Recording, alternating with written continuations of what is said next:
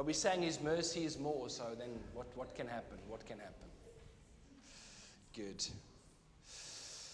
This morning we continue with our series on the book of Philippians.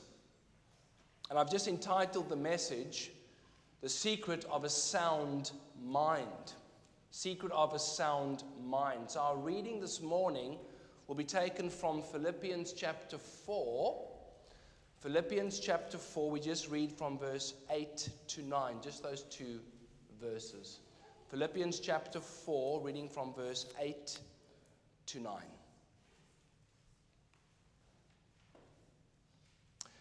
Finally, brethren, whatever things are true, whatever things are noble, whatever things are just, whatever things are pure, whatever things are lovely, whatever things are of a good report, if there is any virtue, and if there is any praiseworthy, meditate on these things. The things which you learned and received and heard and saw in me, these do, and the God of peace will be with you. Now, it's amazing how last week's message and this week's message link in very closely because, of course, it's the same passage of Scripture. The secret of peace was last week's message, and now we have the secret of a sound mind. All of us are products or byproducts of what we have exposed our minds to. Every day we take on a large amount of information, conscious and even unconsciously. There's so much we take on board, and what we read, what we hear, what we are exposed to will affect our minds. What we have seen, what we hear, what we experience, all will leave an imprint on the way that we think and on our minds. What we dwell on, what we feed our minds on, and what we expose ourselves to will shape the way we think, talk, and live. So when we are going through a very difficult time, if people are going through challenges, those challenges are normally of the mind. If you sit down with someone that's saying they're going through a really difficult time, their life has been difficult, you sit down with them, you talk to them, and sooner rather than later in the conversation, you will realize it's what they have exposed themselves to. In 1 Corinthians chapter 15, verse 33, it says that don't be deceived, bad company corrupts good habits. Now, of course, that's speaking about people, but bad company of what we watch, what we read, the people we spend time with, what imprints on our minds, all of these things will have a great influence on who we are. So for us to have a sound mind, for us to think properly and think the way God wants us to think, because how we think will affect how we are, all of those things that affect the mind has an influence. So what we need to do is focus on godly things. Focus on the things that God has given to us. There's so many examples we can use. The food you eat will have a result in your life, not so. What I consume will have a consequence. Now the same with food. You can have junk food from time to time and your body will be able to manage. Consistently have junk food and there are going to be consequences. So sometimes we can be exposed to things that aren't good, but if we have exposed our minds to godly things over a long period of time, we can manage something that is negative. But if 24/7, 365, we are consumed by things that are not of God, things that are evil, things that are wrong, there will be a great consequence to the way that we think. And why does Paul deal with the mind here? It's very interesting when you read the Old Testament speaks far more of the heart than of the mind. So when you type into Google, of course, which has all the answers to life, you type in verses on the mind. Most of them will be in the New Testament. Because the Old Testament uses mind and heart interchangeably. But why does the New Testament focus on the mind? Because the heart has been changed now. Paul is writing to Christians. He's not writing to unbelievers. So he's not dealing with the heart having to be changed. The heart has been changed, but now the mind has to change. Because if our minds don't change, even though our hearts are changed, our lives will not reflect a change in heart because there's not a change in the mind. The mind has a great influence on our lives. Because there are emotional and physical consequences to our thinking. Can I say that again? There are emotional and physical consequences to our thinking. What we expose ourselves to, what we dwell on, and what consumes us will have a consequence, either positive or negative.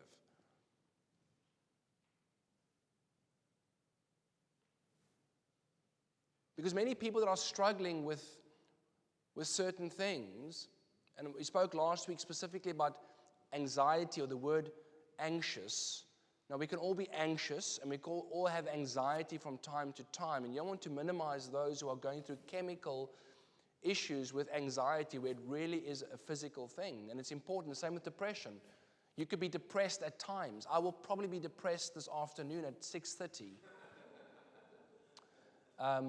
When Arsenal beats United quite handsomely, I will be slightly depressed. But I'm not like those fans who can't survive. I will survive. Barely, but I will survive. But you can be depressed momentarily because of a situation. If that persists, it affects your body, and you can then suffer from chemical depression. It started off here with something that made you feel funny. But if that persists and continues and we don't deal with it, it will then lead and spill over into chemical depression. It's not just someone telling you, get your mindset right. If you are so far down the line where it's now chemical, it's not getting your mind right. You now have a holistic approach to getting your health right. It's the same with stress, same with anxiety. Therefore, it starts in the mind. I'm going to share this with you. It's a basic principle that I generally shared with people that suffered from addiction. I would give them this basic cycle of how it works. And basically, it starts with a thought. It's always how it starts. A thought is what starts the process. I have a thought.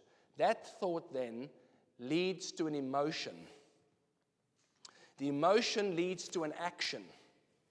The action leads to a habit, and the habit leads to a lifestyle.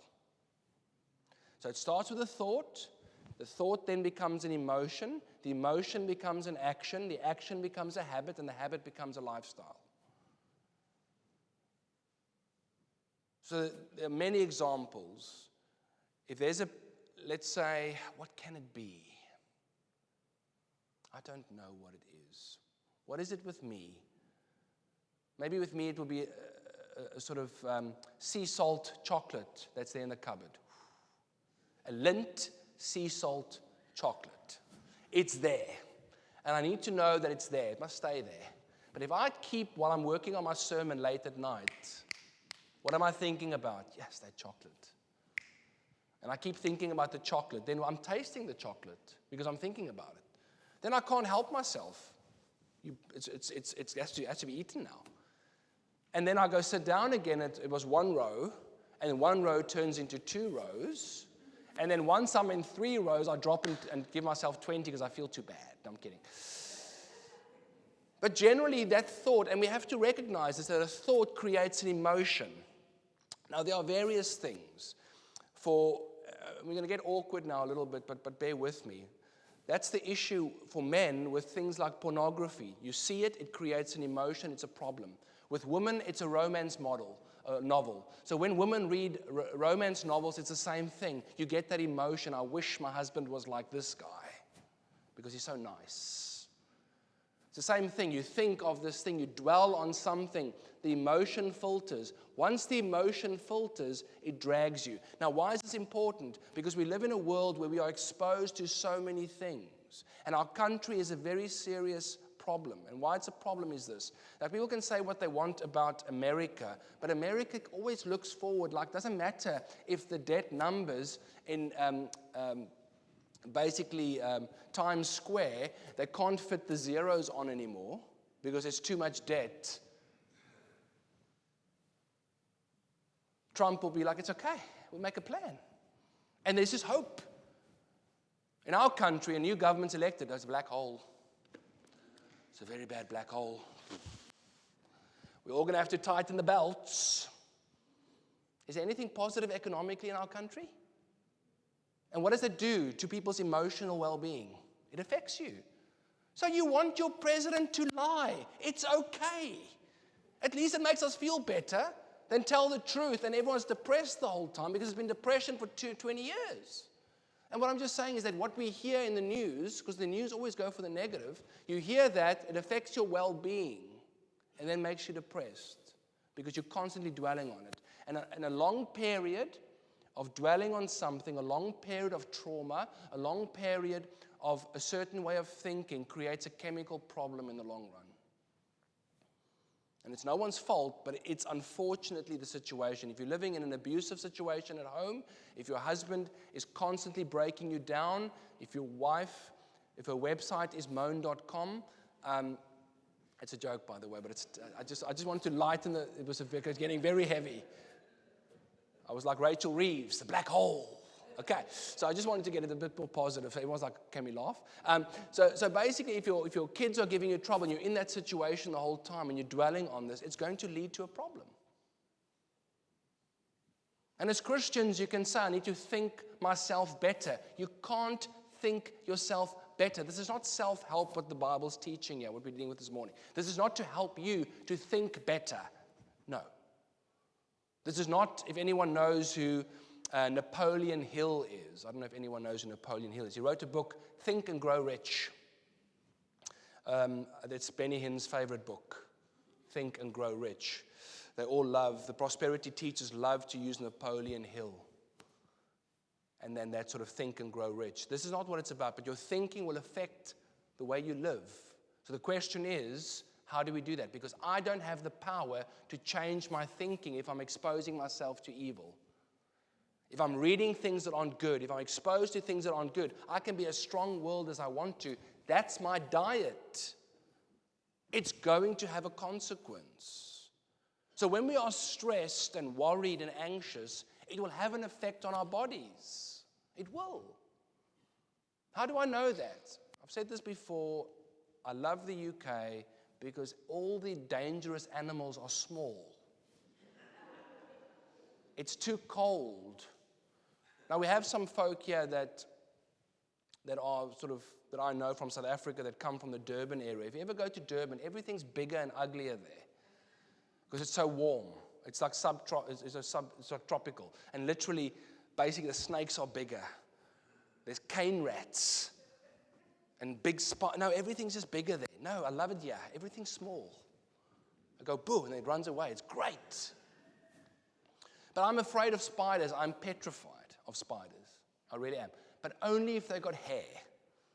Now, my wife is a witness to this. So I'm not that scared of spiders because they might be poisonous. I don't care about the poison. I worry if they need to shave. That's my issue. So if it's big and hairy, not if it's got an hourglass on its rear, which is basically when it's a black widow, that I can deal with. It's just when it's big and ugly. It can be harmless, it's ugly. And when I see a spider, it causes a chemical change in my body. I taste the adrenaline and the fear. And what happens is when you are fearful of something, it might be whatever it might be, it changes. It's the same in our country with the weather. And we joke about this, and it's not sort of like Paddington moaning about, oh, it's tipping down, or it's a genuine thing. We're struggling with vitamin D issues in our country because the sun is not shining, but that affects your mood. So all of these factors in our lives are real when it comes to how we think, and especially mental health issues. It's not just because people are weak. That's not what it's about. It's many factors. So that's what this passage is dealing with, why it's so important. Because we have to get away from this Christian thinking. I have to be stronger as a Christian. You are not strong. I am not strong. I say this to teenagers so often. where everyone's like, what's the main statement? It's a very sort of 70s, 80s youth group statement. Swim against the stream. Who's heard that? The youth work would always say, swim against the stream. I'm like, it's too hard. Just choose a different stream. Why do you want to swim against the stream? Just pick a good stream and go with that stream. This is a nice stream, isn't it? Because we're not strong enough to keep fighting. Just choose the good things and the right things and go with that. It's a lot easier than putting yourself in a position where you have to fight. If you've got friends who are negative toward your Christian life and it's too hard, get some new friends than fighting with them. It's not worth it. And therefore, our environment has a lot of influence in our mental health, how we feel. And that's important because not all of it's self-inflicted. It's just what we expose to. We have to make certain very important decisions. So I believe that God wants us to be wise. Not clever, not intelligent, wise. And wisdom and being wise does not come with gray hair. It doesn't. Because I have gray hair. It's sort of salt and pepper. Vera loves it. It's like Richard Gere. But I know a lot of people who are mature in age that are as wise as a garden chair. And I know a lot of young people who are very young who are very wise. Wisdom is not related to age. It's a perception. It's not true. And therefore, we have to be wise. And wisdom means we protect our minds. And this is the key for the message. This is what I leave with you. We're going to think through this. How do you protect your mind? How do you help your mind to think on good things? What is it about? It is filling our minds, not emptying our minds, filling. And I would love that to be the Christian marching orders for us as a church and for me as a Christian, maybe for you as well. I'm so tired of hearing, don't do that and don't do this, don't touch, don't. I'm so tired of don'ts. Why don't we start talking about do's? Do fill your mind with God's word. Do fill your mind with good things instead of what you mustn't do. Don't worry about what you mustn't do. Start doing what you must do. And it becomes a lot easier to leave the things that we shouldn't do behind. Because God wants us to be wise and to protect our minds by filling our minds. Filling our minds with good and godly things. So there's some verses I just want to focus on before we look at the text. The first is Romans 8, verse 6. So Romans chapter 8, verse 6. It's slightly smaller because I had to fit it on the page, so I try. For to be carnally minded is death, but to be spiritually minded is life and peace. Romans 12, verse 2. And do not be conformed to this world, but be transformed by the renewing of your mind, that you may prove what is that good and acceptable and perfect will of God. Transformed in your mind by renewing it. 1 Corinthians 2, verse 16. For who has known the mind of the Lord that he may instruct him? But we have the mind of Christ. 2 Corinthians 10, 3-5. For though we walk in the flesh, we do not war according to the flesh. For the weapons of our warfare are not carnal, but mighty in God for pulling down of strongholds, casting down arguments and every high thing that exalts itself against the knowledge of God, and bringing every thought into captivity to the obedience of Christ. It is the mind. And Colossians 3, verse 2. Set your mind on things above, not on things on the earth. So there's a great focus on the mind. And therefore, when we look at the passage in verse 8, how are we going to have a sound mind? By focusing on these things. Finally, brethren, whatever things are true, whatever things are noble, whatever things are just, whatever things are pure, whatever things are lovely, whatever things are of a good report, if there any virtue, if there anything praiseworthy, meditate on these things. We're going to deal with the word meditate there. But think on these things. Now, what is the source? Very important. What is the source of all these things? What is the source of true, of noble, of just, of pure, of lovely, of good report? It's not a Christian book, because the person writing it, unfortunately, is Jeremiah 17, verse 9. The heart of man is wicked above all things. Who can know it? So can I trust a person to give me what is good unless it comes from God?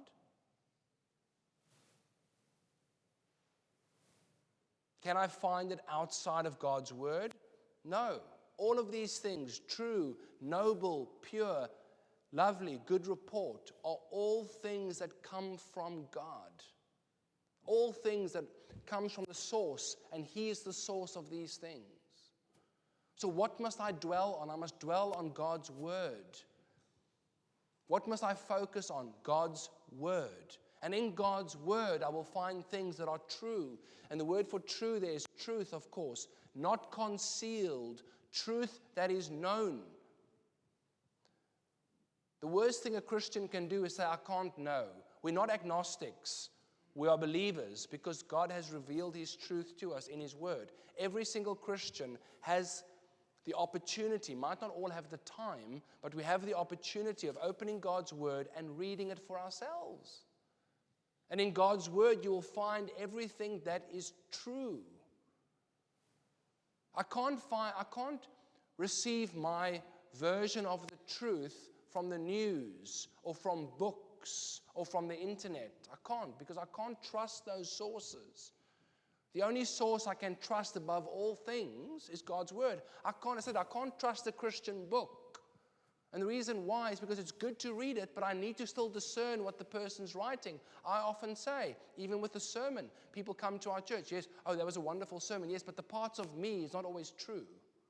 Because even with a sermon, you eat the orange and you spit out the pips, because sometimes in the sermon there will be pips. And the pips are Kenneth.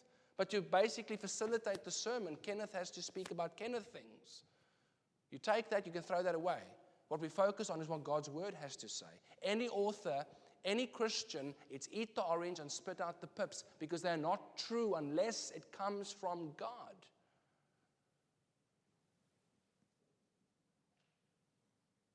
And I've said this before, Christian bookshops scare me. I love books, it's really great.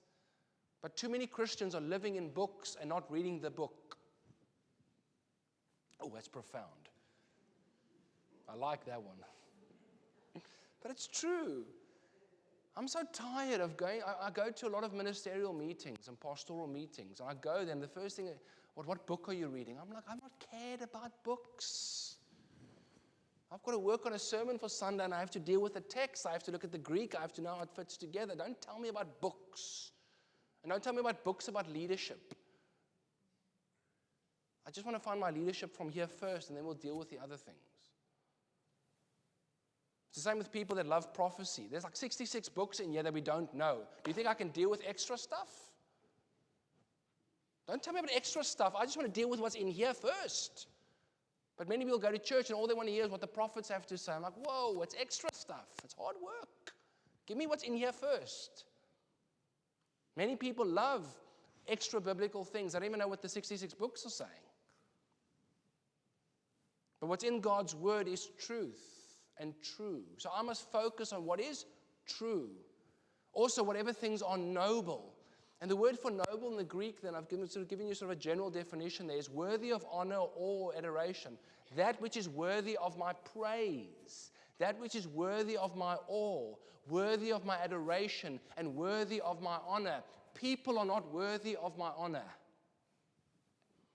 They're not, in the sense of I don't worship people. I don't worship anything else. I focus on that which is worthy of my honor, which is God, and He's my focus. So if I want to deal with my mind and how the mind's going to be sound, I must be consumed first and foremost. This is not saying we mustn't read other things. That's not, please understand the context here. It's what is the main flow of my information. Often with people, the Bible is secondary to all this other stuff. The Bible must be primary and everything else is secondary. So the Bible is my primary information on truth, my primary information on what is worthy of honor. When I read, I honor the Lord here because this is worthy of honor, of awe, of adoration, which is all that comes from Him. Thirdly, what is just, what is right. How do we know what justice is? That's what I love about the hope of the future when Jesus returns. You know what I love about it? Is we will have a just ruler. Because justice is so through the eye of the beholder. Because all of us have a view on what is just. And can you imagine having 7 billion people telling you what's just? Goodness.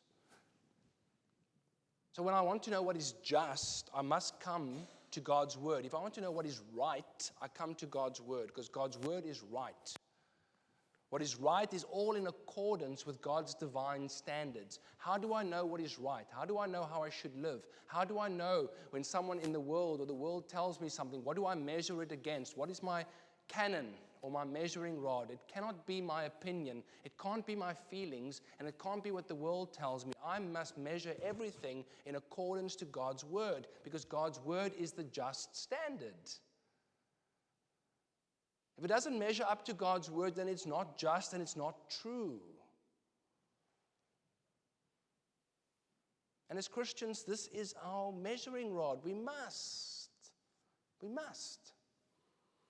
For us to be sane and remain sane. I was sane once, but for us to be sane, for us to survive in this world, we must have an authority and a standard of what is just. Because there are many amongst you, and I don't want to sort of say be unkind, but those who are slightly older, where 50 years ago what was right is not right anymore, and what was wrong 50 years ago is now right. How do we know what the standard is?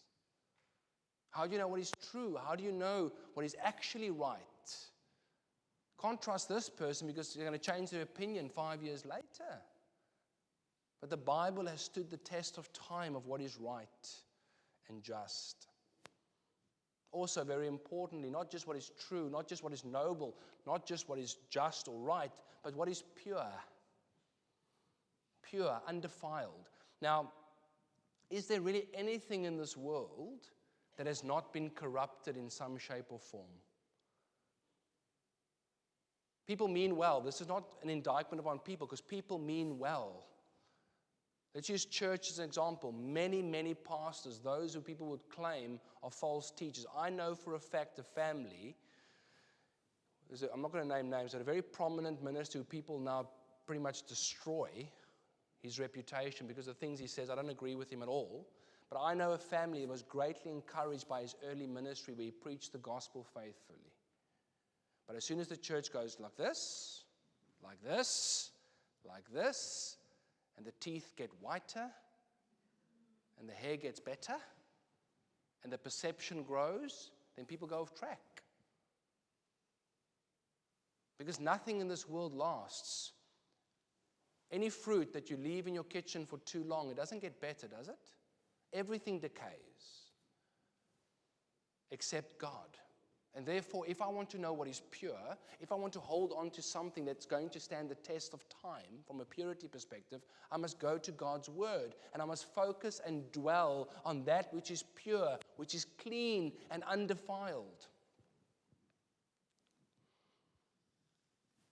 And there's a big difference between personally interacting with people that are immoral and how we treat them, which is very important. We don't have to be unkind to anyone. You don't. You can be direct, but you don't have to be unkind. Christians are not here to kill people or to beat people up or to physically cause any harm, or even our words to crush people. If you do that, then I don't understand. There's something wrong with you. You don't have to do that, even if you disagree vehemently with a person. If they want to hurt your family, it's a different scenario. But if I meet someone in the street and I might sort of roll my eyes a little bit. My bureau knows when we walk past, and I'm like, whoa, what's happening there? And we were in Oxford yesterday, so I had quite a few little rolling the eyes moments. But if I had to speak to that person one-on-one, I'm not going to be unkind to them just because I disagree with how you look or what you do. But that doesn't change the fact that I have a responsibility and you have a responsibility as a Christian to declare God's word. Which means if I speak to you one-on-one, I'm not going to try and attack you, but it's important for me as a Christian to deal with what sin is, and I can tell you what sin is, what it looks like. And the problem is, as Christians, we are far too exposed to sin in our lives. There are far too many things we see, far too many things that we have to compromise with that make our hearts impure because we expose ourselves to it. And if we want to survive, and if we want to maintain a sound mind, cling and focus on things that are pure and undefiled, which are the things that come from God. We have to hold on to those things. Also, we have to hold on to that which is lovely. Such a beautiful word, lovely. When I speak to the American pastors that I know, we're never allowed to say the word lovely. They just laugh. I use lovely. Oh, that's lovely. They're like, what? I just pick up words as well. But what is lovely in the Greek? What is lovely in the text here? It basically means good, pleasing, and this one is important. That's the key one. Worthy of affection. There's a statement that's made. It's a beautiful statement. Love what God loves and hate what God hates. Love what He loves and hate what He hates. What are you and I focusing on? What are you and I clinging to? We must cling to the things that God loves because that's worthy of your affection. That is worthy of your love. That is worthy of your emotions and your care and your concerns. There are some things in this world that is not worthy of our concerns, not worthy of our love. We expend too much energy of things that have no purpose, that have no lasting value. Hold on to the things and give your heart and give your life and pour your life into things that are worthy, that have a long-term future. Don't pour your life and your heart and your soul in something that has no future. So what are those lovely things in your life that is worthy of your affection? That is pleasing, that is good, that is worthy of you spending time investing in. And there's a lot of things we'll do that maybe is not worth investing in, but we still have to do it. So with food, let's use food as an example. We can eat whatever and just move on. That's great, you can. But it's not nice. So you can make things nice. Your house doesn't have to look like a pigsty. You can spend time in cleaning it, and that's good. Nothing wrong with those things. But this is talking about specifically what your major investment is in. Your investment of your heart and your soul cannot be in something that is of this world, that is only temporary. And your children and your husband and your wife, although they're physical, they are spiritual. That is a worthwhile investment. Investing in the gospel, investing in God's people, those are all worthwhile investments. Investing in your own character and your spiritual growth are worthwhile investments. That's lovely. And then finally, it says, if there is any virtue and anything praiseworthy, think of good report. So whatever things are of a good report. Now, I don't like the translation. So basically the New King James, I don't like two words that the New King James has used. I don't believe it's the right word. But anyway. So the first one is good report. No, it should be admirable. Not good report, admirable. Good report is right, but it's not the right word. That which is admirable. That which is praiseworthy. That which God sees as praiseworthy.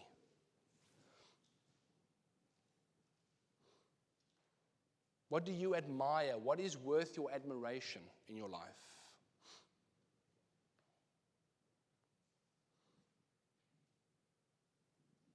Sad part is, I've heard this for so many years in my Christian life, If only this person became a Christian, you know the impact that they would leave?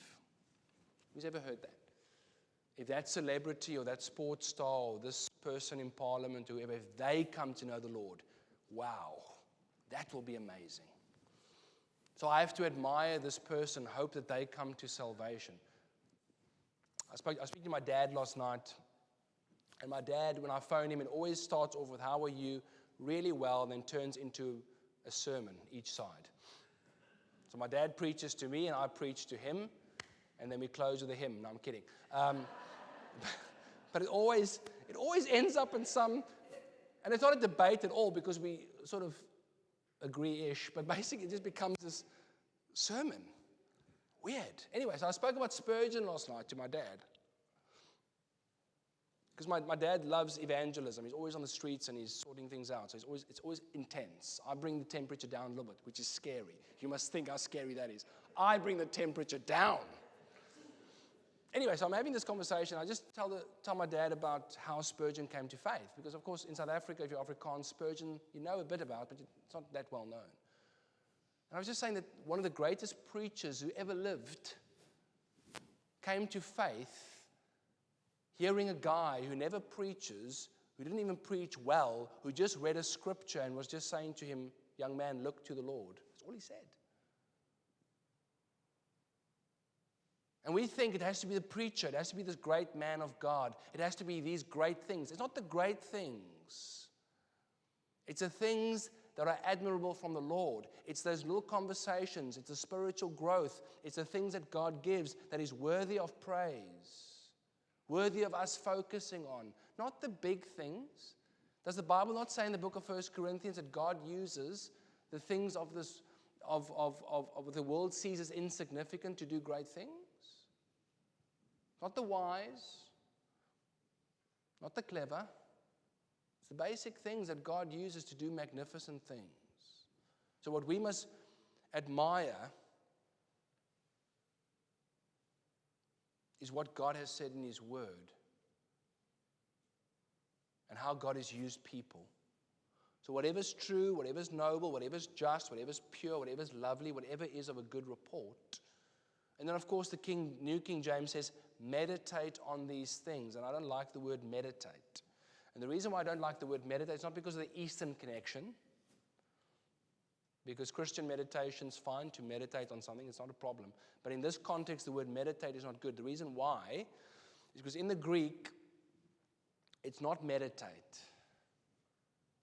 It's think, it's consider, it's focus on. And that's where the King James is better, because the King James says, think on these things. Not meditate, think. The King James is correct. Because why I say that is because what Paul is trying to say is these things that are true, noble, just, pure, lovely, good report. It's not to meditate, because meditate is passive. Not so? I'm thinking about something. I'm sort of more passive. No. He's saying you must be active in pursuing these things. Not meditating, pursuing, thinking, considering, holding on to these things. If we want to be God's people of sound mind, we must hold on to what is true. We must hold on to what is noble, what is just, what is pure, what is lovely, of a good report. We have to think and consider and hold on to these things. Not just sit back and hope it floats into our minds. I must actively come to God's word and say, Lord, I want to take on board what you are saying. I want to take this and put it in my heart. What does Psalm 119 say? Thy word I've hid in my heart that I might not sin against thee. Actively. We have to be active as Christians. And that's what I'm saying. Let's stop talking about I mustn't do this anymore and I mustn't do that. That's important. We can deal with that. But I'm first asking us as God's people, what must we do first before what we mustn't do? What is our responsibility as Christians to be of sound mind? Is to spend time in God's word. Read it. Think on it. Consider it. And let it mold and shape our minds. And then Paul concludes with verse 9. And he says, the things which you learnt and received and heard and saw in me, these do. And the God of peace will be with you. Now, is he saying that you must do all of these things, otherwise God won't be with you? That's not what he's saying. He's saying more that if you do these things, you will experience the God of peace. It's a fellowship thing. God will be with you and you'll experience him. If you don't do these things, you're still a believer, but you're not going to experience that peace.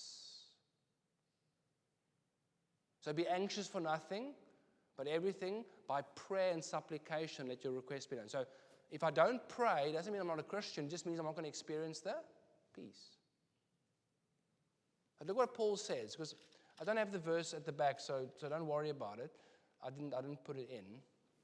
But if you look back at Philippians 3, if for those who have their Bible, so if you turn with me to Philippians 3,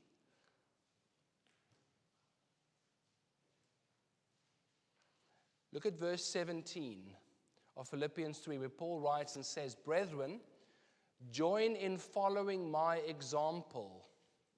Join in following my example and note those who so walk as you have us for a pattern. And so Paul concludes with his main thought before he'll come to the conclusion of the chapter, which we'll deal with next week, in verse 9, saying, the things now which you have learnt, the things you've received, the things you've heard, and that you saw in me, these do. And the God of peace will be with you. What is he talking about? Because what do you learn? You learn something that there's an instruction to learn. That's what it means. You've been instructed. Take it on board. Not just learning it from an intellectual perspective, but also then receiving it, taking it in heart. I hear it, I learn, I receive. But then also Paul is saying, what you have seen in me. Now this is very specific. Why? Because no pastor generally says this. Pastors shouldn't. If they do, oh heavens, that'd be scary. Follow what I do. I mean, whoa, that's such a grandiose statement. I'm sorry, you don't do that. What I would say is, I'm trying. You want to try with me? But not like, oh, you must follow me. Now, is it important to set an example? Of course. But a pastor never says, follow me as I follow Christ. Ooh, can you imagine? But Paul can say that. Why can Paul say that? Because Paul is not a pastor.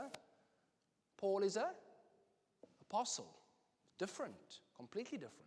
The apostles were called to be the ones who set the pattern and set the tone. Because the people didn't know. Paul was receiving revelation to give to the people. And he's saying, I've given you this revelation. So what should happen is we need good spiritual habits. Things we learn, things we receive, things we've heard, and things that we apply in our lives. Good spiritual habits.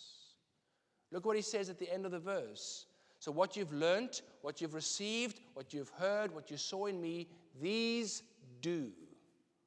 Apply these principles in your life. Apply this truth in your life, and you will then experience peace. So I know it's difficult, this conversation that I'm about to have. It's an awkward conversation with anyone. If someone comes to you and says they're going through a difficult time, what we normally do, and it's a good thing, it's always important to recognize our anatomy. Very important. Why?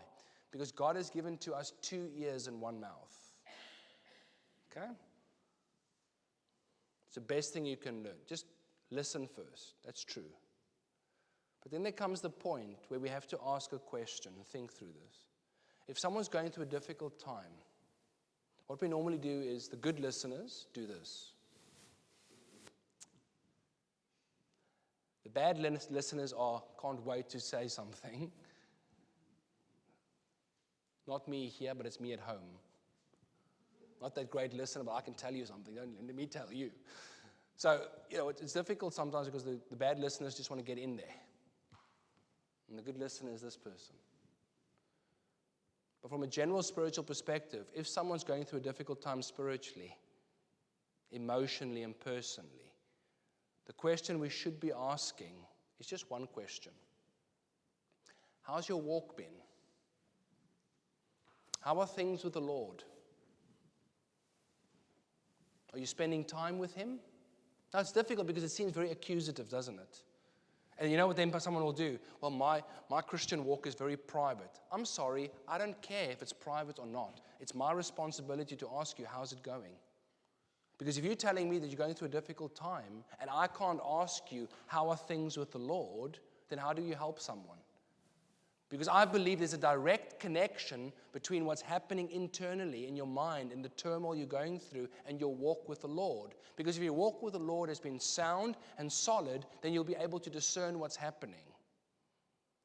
If you can't discern what's happening, it might mean that you've lost touch in your walk with the Lord, which can happen to any one of us, and that includes myself. So if we want to be of sound mind, if we want to really be seeing the world through God's eyes, we need to dwell on what Paul has said here in Philippians 4:8-9, and then recognize the fact that direct input in my spiritual walk, direct input in my spiritual life will have a consequence to how I'm thinking, how I'm feeling, and what's happening in my heart. And I encourage you to think through that, to spend time with the Lord, to see it as important, as a vital part. And it's got nothing to do with people, and it's got nothing to do with Bible studies, and nothing to do with coming to sermons, which are great, that's good, but those are secondary to the primary of your time and your focus with the Lord. And it doesn't mean that your quiet time has to be at 4 o'clock on a Monday morning because you've got work and you are super spiritual. Doesn't mean that. It just means, are you in touch with the Lord every single day and connecting with Him and reminding yourself of Scripture? Singing Scripture to yourself, quoting Scripture to yourself, or just reminding yourself of God's Word, letting that filter into your heart and soul every single day. Because that's the secret of a sound mind, allowing God's Word to filter into every part of our hearts and lives. Let us pray.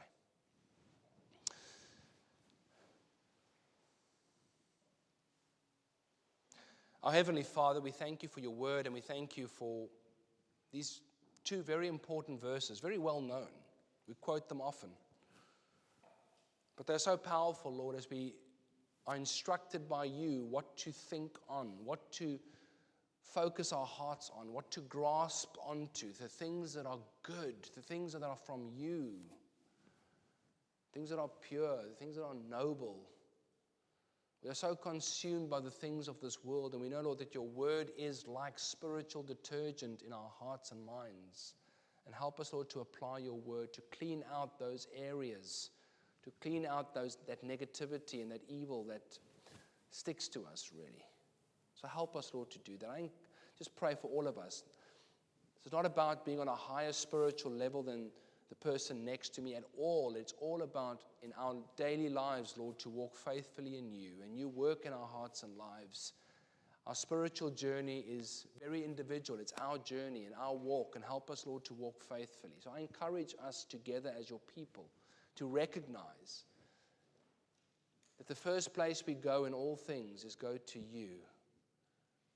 To deal with our hearts and our minds that struggle at times is to dwell on the good things, to hold on to the good things. So, Lord, I pray for each and every person that is here, and especially for those who are really going through a difficult time. And all of us will go through it throughout the year where things are difficult at times, whether emotionally or personally, but also spiritually, Lord. And I pray for each and every person that as they leave this church, they will just speak to you, Lord, and say, Lord, please help me to focus on the good things. Because we can't change our own minds. We don't have that power. But we have the choice to make what to dwell in and dwell on. That we can do. So help us, Lord, to do that. We thank you for this day. And just thank you for this special time together, Lord, as we worship you and praise you, for you are worthy. In your wonderful name we pray, the name of Jesus Christ. Amen. Please stand for our conclusion.